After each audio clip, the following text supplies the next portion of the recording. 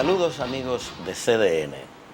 Un placer compartir con ustedes una entrevista que yo espero que sea una conversación con el presidente electo de la República de Haití, Michel Martelly. Bienvenido a CDN en Haití. Placer. Gracias, el placer es mío, señor.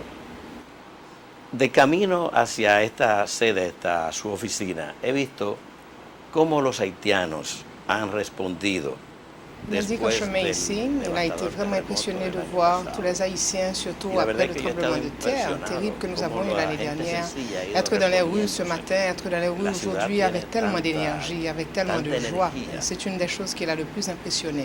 Realmente a mí me ha impresionado de manera casi dramática. Donc je commencerai par dire que l'Haïtien en général est très courageux. L'année passée, on a vécu un moment difficile, cette catastrophe. Et on a pu réaliser que dans les minutes et les heures qui ont suivi, sans outils, sans grande machinerie, ils se sont mis au travail à s'entraider, à mutuellement justement s'entraider pour sortir des gens sous des décombres, sans grande machinerie. C'est pour vous dire combien c'est un grand peuple. Et un grand peuple qui souffre depuis tantôt encore des siècles. Et aujourd'hui, je crois qu'il a identifié cette lumière au bout du tunnel, parce que lui aussi, il a soif de ce changement. Et aujourd'hui, si on le voit sourire, c'est justement parce qu'il sent venir ce changement pour lequel il s'est battu. Certains d'entre eux sont même morts. Et je crois que c'est pour ça qu'on les voit encore fermes. Ils ont cet espoir que le changement a commencé. Je peux dire que oui, en réalité, c'est très important. Et je me suis rendu compte qu'il faut que les forces productives puissent renaître, que les forces productives puissent se mettre au travail. Qu'est-ce que vous avez identifié comme les potentiels et les possibilités pour que ces forces puissent se remettre à travailler? Les forces productives, en réalité, c'est nous. Et nous sommes prêts à nous remettre au travail. Il ne faut pas oublier que j'ai fait campagne en prônant, par exemple, une relance agricole qui devrait pouvoir remettre la paysannerie, notre paysannerie au travail, une paysannerie qui représente déjà 60% de la population. Et pourquoi elle n'a pas fait un impact? C'est parce que justement, elle a été délaissée, elle n'a pas été structurée, elle n'a pas été encadrée. Et maintenant qu'on a cette force, ce qui nous manque aujourd'hui, ce serait plutôt les moyens. Et encore, avec cet engouement des amis d'Haïti, des différents bailleurs de fonds, de ce nouveau gouvernement, de la population, donc on peut déjà prévoir que ce développement va passer par cette force que nous représentons, cette force de travail que nous sommes nous-mêmes. Il s'agira d'amener une certaine stabilité politique, de refaire cette confiance, rétablir la confiance entre ses partenaires, amis et Haïti, rétablir la confiance entre les Haïtiens et leur gouvernement pour que nous puissions nous unir dans ce même but qui sera d'apporter ce développement économique à Haïti. Mais encore, nous restons la force. Il s'agit d'inviter des investisseurs, de ramener la sécurité afin qu'ils soient à l'aise, de rétablir la sécurité des terres afin qu'ils soient confiants. Et on arrivera justement à mettre cette force que nous sommes au travail et on verra dès lors des résultats. Alors, j'ajouterai que j'ai fait une particularité sur la relance agricole, mais il est important de noter combien la reconstruction d'Haïti va créer des emplois et va avoir un impact dans le développement économique encore d'Haïti. Pero también es muy cierto que los daños generados por el terremoto fueron demasiado grandes y como se ha visto se requiere la colaboración internacional. Hasta ahora todos pensamos en la isla. Il faut dire que réellement, les dommages ont été très très grands depuis le tremblement de terre. Et on va avoir besoin en Haïti de la collaboration internationale. On a dit que l'aide, beaucoup le pensent, que l'aide ne sera pas suffisante. On a parlé jusque de 9 700 000, non, 9 700 000 dollars. Mais nous aimerions savoir ce que vous espérez de la communauté internationale, particulièrement de voisins en République dominicaine. Qu'est-ce que vous pensez? Qu'est-ce que vous estimez que les autres nous pourraient faire?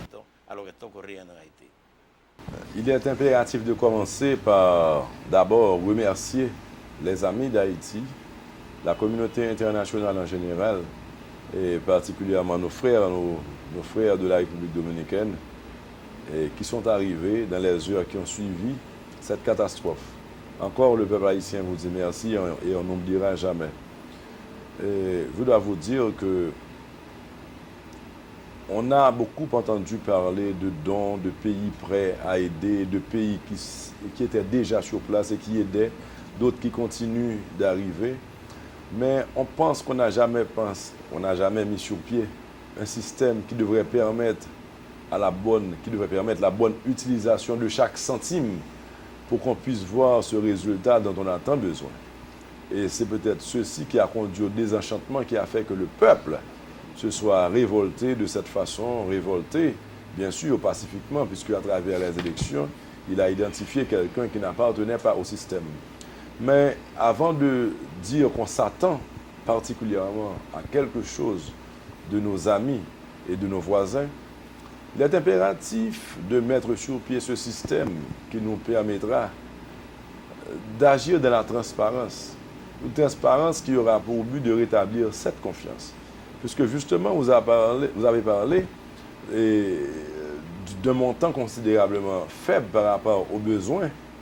Mais justement, si on agit, si on fonctionne de la transparence, si on met en confiance cette communauté qui nous dessert aujourd'hui et qui depuis des années fait de son mieux et pour nous aider, je crois qu'avec cette confiance, on pourra arriver à encourager d'autres pays, à encourager ces mêmes amis encore, à faire beaucoup plus d'efforts et afin de mettre sur pied finalement un système où on arrivera à un développement durable en Haïti, où on n'aura plus besoin de passer par l'assistanat. Et de nos frères de la terre voisine avec laquelle nous partageons ces deux terres, encore après leur avoir dit merci, je dirais qu'il s'agit pour nous d'améliorer les relations qui, d'après moi, sont déjà bien meilleures que par le passé.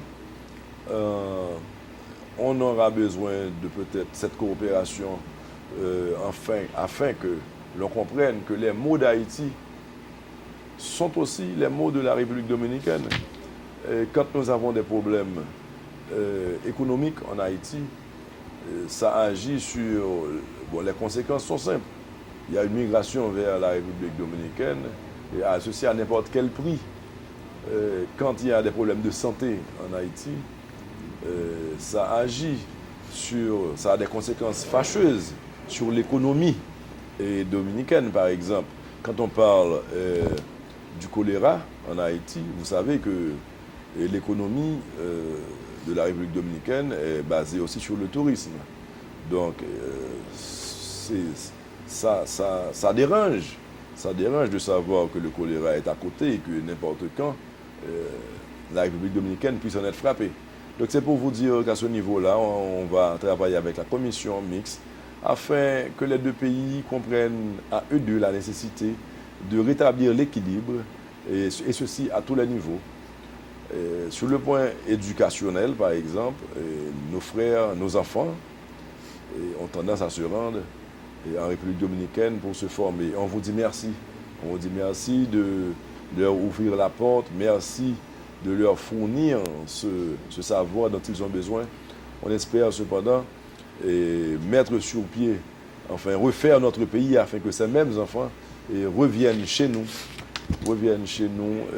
nous apporter leur savoir et nous aider à développer notre pays. Donc, au niveau commercial, je pense qu'il faut rétablir une balance, en sorte que, autant que nous ayons besoin des produits faits en terre voisine, que eux aussi, ils aient besoin de nos produits. Et l'idée, ce serait de faire en sorte que nous reconnaissions ces deux pays, car nous deux, nous constituons un marché important, près de 20 millions d'habitants, et que nous vivions comme des frères, puisque nous sommes quand même destinés à partager cette terre.